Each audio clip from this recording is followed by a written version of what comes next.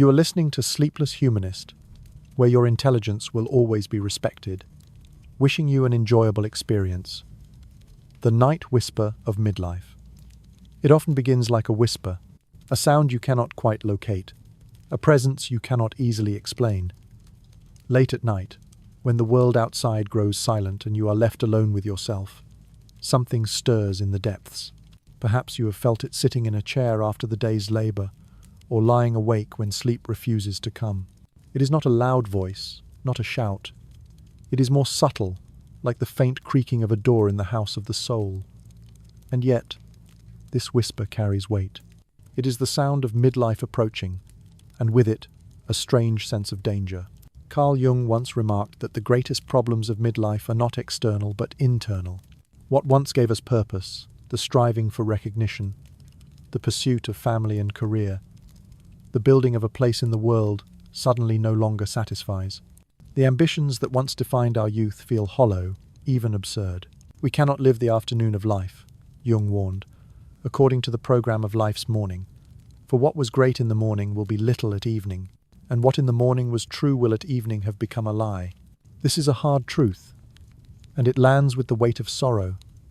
For at 40, 50, 60, we are not yet old, and yet we are no longer young.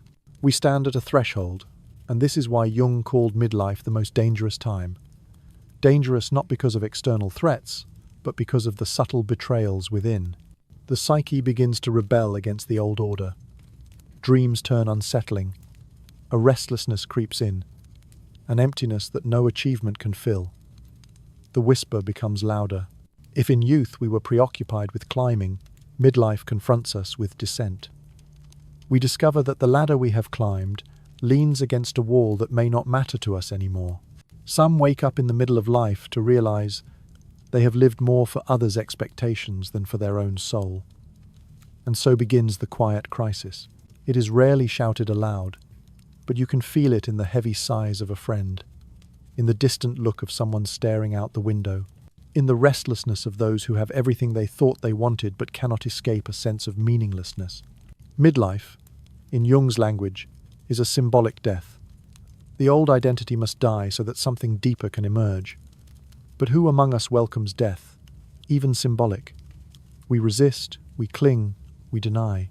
Some try to relive youth, chasing vitality through affairs, reckless spending, or endless distractions. Others sink into depression, unable to let go of the old self, yet incapable of embracing the new. This is the danger Jung spoke of, not simply the passage of time, but the refusal to face the transition. And yet, within the danger lies possibility. The whisper is not only a warning, it is also an invitation. It calls us toward the second half of life, which is not meant for accumulation, but for integration. If the first half of life is about building a house, the second half is about inhabiting it, furnishing it with meaning, and preparing it as a dwelling place for the soul. But the passage is never easy. Dreams may bring unsettling images, wandering through unfamiliar landscapes, finding oneself in crumbling houses, encountering strangers at the door. These are not random fancies of the mind, but messages from the unconscious, insisting that change must come. To ignore them is to court danger. To listen is to step onto the path of transformation. The night whisper of midlife is not here to punish. It comes because the soul demands to be heard. Something within us, something neglected, silenced, unlived knocks gently at the door of awareness.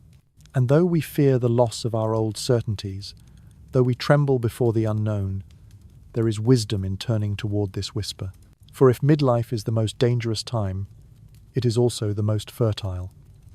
In the soil of endings lies the seed of renewal. The death of ambition may give birth to meaning. The collapse of identity may open the way to wholeness. And the whisper, if we have the courage to listen, may guide us not into despair, but into the deepest dialogue we will ever have, the dialogue with the self. There comes a moment, often after the age of 40, when the familiar mask we have worn begins to crack. It happens in small ways at first. A sudden outburst of anger that surprises us. An irrational envy of someone younger. A bitter thought we would rather not admit. These fragments feel alien, as if they do not belong to us. And yet Jung tells us, They are very much ours. They are part of the shadow, that hidden side of the psyche that grows restless in midlife. For most of our early years, we are busy building a persona, the mask we present to the world. We strive to be responsible, successful, admirable. We repress what does not fit: weakness, fear, selfish desires, forbidden longings. Youth requires this repression, for it is the price of fitting into society and pursuing achievement. But what we exile does not vanish. It goes underground, gathering force. And in midlife, when the outer world begins to lose its hold over us, the shadow returns. It returns in dreams. You may dream of a stranger who follows you, or of entering a dark house where unseen figures move in silence. Sometimes the dream is violent, a fight with an unknown enemy, a chase through shadowed streets. Other times, it is more subtle. A child you forgot about, a room in your house you never knew existed, a visitor who insists on being noticed. These images disturb us, but Jung reminds us they are not meaningless. They are the shadow's way of saying, "You cannot ignore me forever." The danger of midlife lies precisely here. For if we refuse to face the shadow, it begins to act out in destructive ways. A man may project his denied fears onto his colleagues, blaming them for his failures. A woman may repress her unacknowledged desires until they erupt in secret affairs or hidden compulsions. Bitterness, cynicism, addiction. These are often the shadow's revenge for being denied. What was pushed away in youth returns with double force, demanding recognition. And yet, the shadow is not only darkness. Jung often emphasized that the shadow also contains vitality, creativity, energy. It holds the unlived life, the parts of ourselves we never dared to express.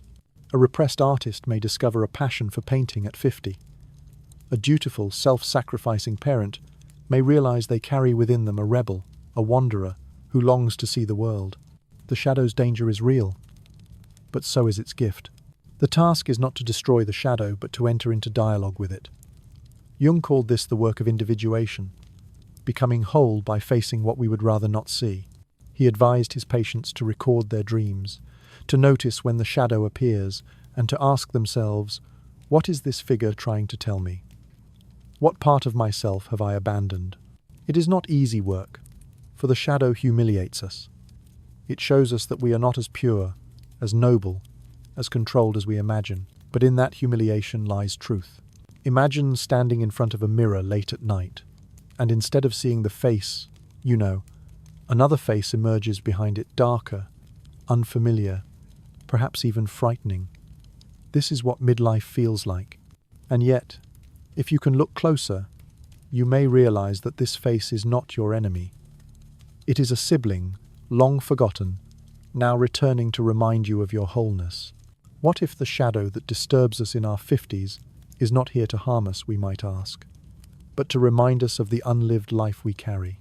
This is the question Jung would have us sit with, even if no easy answer comes. The whisper of the first half of life was ambition, achievement, belonging. The whisper of the second half is the shadow, calling us to confront the darker, richer truth of who we are. To ignore it is to remain divided, restless, haunted. To face it is to take the first step toward integration, toward becoming a self that is not afraid of its own depths. And so, in the quiet of midlife, when the shadow appears in your dreams or in your moods, do not turn away too quickly. Pause. Listen. Ask what it wants, for hidden in its darkness may be the very thing you have been searching for all along. By the time the shadow has made itself known, another set of figures begins to stir within the psyche. They come not as enemies but as guides, though they are often misunderstood. Jung gave them ancient names, anima and animus, the inner feminine within the man and the inner masculine within the woman. In the rush of youth, these archetypes often hide in the background, shaping attraction, coloring dreams, giving rise to longing and projection. But in midlife, when the outward chase for achievement loses its urgency, these inner figures step into the light with greater force. For a man, the anima may appear in dreams as a mysterious woman, sometimes alluring, sometimes critical, sometimes maternal. She is never simply a person. She is a mirror of the soul, the man's own capacity for emotion, intuition, and relatedness. For decades he may have buried these qualities beneath ambition or rational control, but now she arrives, insistent, demanding to be recognized. She may come as a lost love, a forgotten friend, or even a stranger with haunting eyes. If she is ignored, she grows resentful, turning into moods of depression or bitterness. If she is welcomed, she becomes a guide, leading him toward a more complete and compassionate humanity. For a woman, the animus often rises as a chorus of masculine voices, firm, opinionated, sometimes domineering, sometimes protective. In earlier life, she may have projected him onto lovers, fathers, or leaders. But in midlife, he grows louder inside, urging her to develop her own inner authority, her own logos, her own vision of truth. He may appear as a wise old teacher in dreams, or as a dark intruder who must be confronted. If she resists him, he may tyrannize, filling her with self-doubt or rigid certainty. But if she integrates him, he grants strength, clarity, and courage. The meeting with anima and animus in midlife is rarely gentle. It feels disruptive, even destabilizing, for they represent what has long been hidden or neglected. Yet Jung saw in them a bridge, a way toward wholeness, toward reconciling opposites within. The danger of midlife, he believed, is that without acknowledging these figures, the psyche becomes split, stuck in the patterns of the first half of life. To heed them, however, is to enter a new dimension of existence. Beyond anima and animus, the later years of life awaken other archetypal presences. The wise old man, the sage, the crone, the trickster. These are not fantasies, but images arising from the deep collective unconscious. They appear in myths, fairy tales, sacred stories, and they appear in our dreams. At 50, 60, 70, we may dream of sitting with a grey-bearded teacher, or of meeting an old woman who gives us a key, or of being tricked by a jester who makes us laugh at our own seriousness. These are archetypes of aging, figures that step in when the psyche is ready to turn from outer achievement to inner wisdom. The wise old man represents knowledge beyond intellect, a deep attunement to life's mysteries. The crone, far from the stereotype of bitterness, embodies the fierce clarity of one who has lived fully and now speaks truth without fear. The trickster reminds us that even in aging, playfulness remains essential, that the soul does not survive on solemnity alone. When these archetypes arrive, they do so with a purpose, to remind us that aging is not a decline, but an initiation. To meet the wise old man or the crone in a dream is to be invited into a deeper stage of life, where meaning outweighs success, and wholeness outweighs ambition. To ignore them is to remain trapped in nostalgia for youth. To welcome them is to step into the true richness of maturity, and yet, welcoming them requires courage. Few of us want to admit we are no longer defined by youth's vitality. Few of us wish to acknowledge the approach of age. But if we resist, these figures become distorted. The wise old man turns into a rigid know-it-all, the crone into a bitter critic, the trickster into mere chaos. If we listen, however, they bring gifts no youth could imagine: perspective, depth, and a sense of belonging to something larger than ourselves. So as midlife deepens, as the anima and animus stir, as the archetypes of aging take shape, the question is not whether we will encounter them. The question is whether we will recognize them as guides. For these figures are not intrusions. They are the soul's way of leading us home. There comes a point in the second half of life when the presence of death is no longer abstract. It does not arrive only in distant news headlines or whispered rumors about someone far away. It arrives closer in the illness of a friend, in the loss of a parent, in the sudden frailty of one's own body, a stiff knee that does not heal, a chest that tightens with unexpected pain, a calendar filled not only with appointments but with funerals. Death begins to lean in, no longer content to remain a far-off idea. For Jung, this shift was not merely biological, but profoundly psychological. He wrote that the first half of life is concerned with expansion building, striving, securing a place in the world. The second half, however, is concerned with contraction, with turning inward, with preparing for departure. Death, in this sense, is not simply the end of life, but a symbol of transition. It forces us to ask, what is unfinished within me? What remains unintegrated? What must I reconcile before I cross the final threshold? Dreams at midlife and beyond often reveal this confrontation. People dream of long journeys, of rivers that must be crossed, of trains they must board, of reunions with long-lost companions. They dream of falling from great heights, of returning to childhood homes, of doors that open onto luminous landscapes. These are not random images, but symbolic rehearsals for death. They are the psyche's way of preparing, of saying, you are being called to integrate, to gather the fragments of your life into a whole. Integration is the great task of this stage. All that was divided, youth and age, shadow and persona, anima and animus, success and failure must now be woven together. Jung believed that what torments us most in later life is not mortality itself, but the pieces of ourselves we have left unlived. The bitterness of age comes not from death but from regret, from the knowledge that parts of the soul were never allowed to breathe. The invitation of midlife is to bring these parts home. This is why Jung called death a stage of individuation. To approach death consciously is to accept the unity of opposites within oneself. It is to say, yes, I was both strong and weak, both noble and flawed, both loved and resented, both faithful and rebellious. To refuse this acceptance is to die fragmented, estranged from oneself. To embrace it is to die whole, reconciled, at peace. And yet, the nearness of death awakens fear. The ego resists, clings, bargains. Some deny the approach, clinging desperately to youth through cosmetic masks, through endless busyness, through the illusion that time can be cheated. Others collapse into despair, seeing only an approaching void. Jung's insight was different. Death is not emptiness, but completion, not annihilation, but transformation. Just as the setting sun does not extinguish light, but prepares for another dawn, so too does death prepare the soul for a deeper reality. If we see death only as destruction, then midlife is indeed the most dangerous time, a descent into anxiety, depression, or nihilism. But if we see death as symbol, as the psyche's way of pointing toward wholeness, then midlife becomes an initiation. The illnesses, the losses, the grey hairs in the mirror, they are not merely reminders of decline. They are calls to integrate, to turn inward, to prepare for the great mystery ahead. Think of the ancient myths. The hero always journeys into the underworld, not to remain there but to return transformed. Orpheus, Aeneas, Dante, all must face death in order to understand life. In the same way, midlife asks us to journey into our own underworld, to face the reality of mortality, and to emerge with wisdom.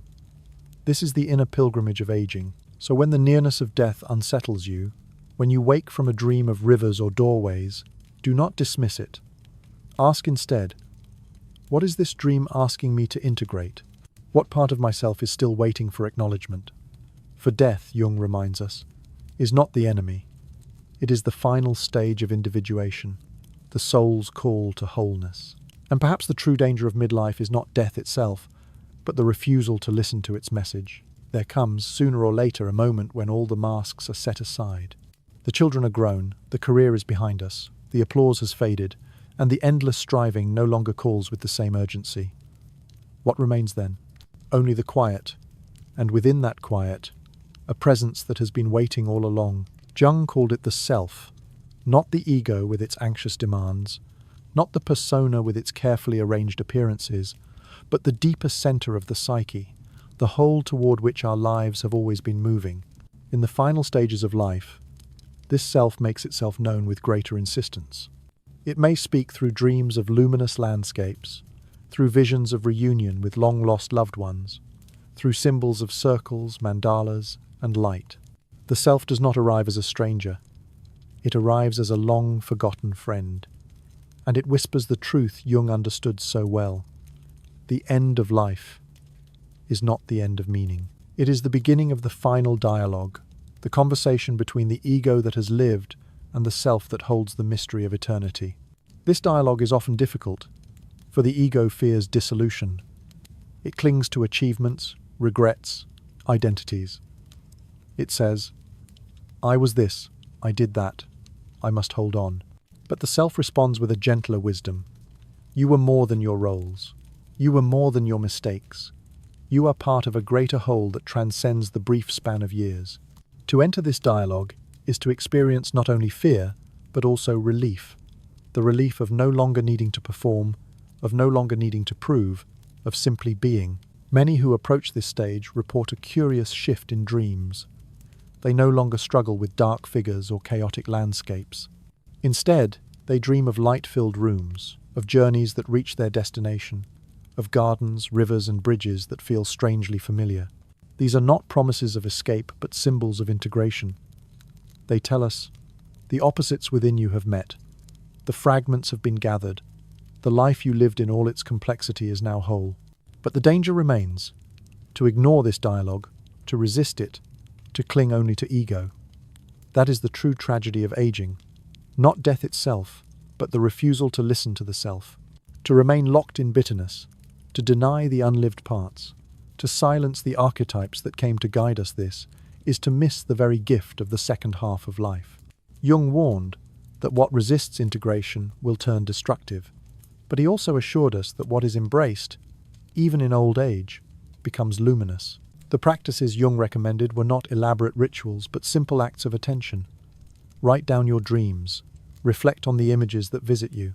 Allow yourself to converse with inner figures, the shadow, the anima, the wise old man, the crone, not as fantasies, but as symbols of the psyche speaking.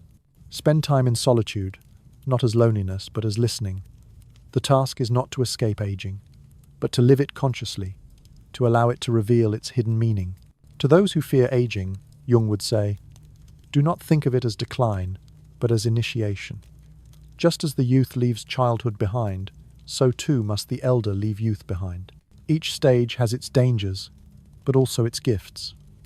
And the gift of aging is this: the possibility of wholeness, the possibility of living not for the world's applause, but for the soul's truth. So when the evening comes, when the body weakens and the days grow shorter, do not think the story has ended. Think instead, the final chapter has begun, the most honest conversation of all the dialogue with the self. For here, in the twilight, we discover that the life we thought was fragmentary was always moving toward unity. The end of life is not the end of meaning. It is the final reconciliation, the last embrace, the deepest homecoming. And if you are willing to walk this path, if you are willing to listen to the whisper within, then aging becomes not a burden, but a mystery.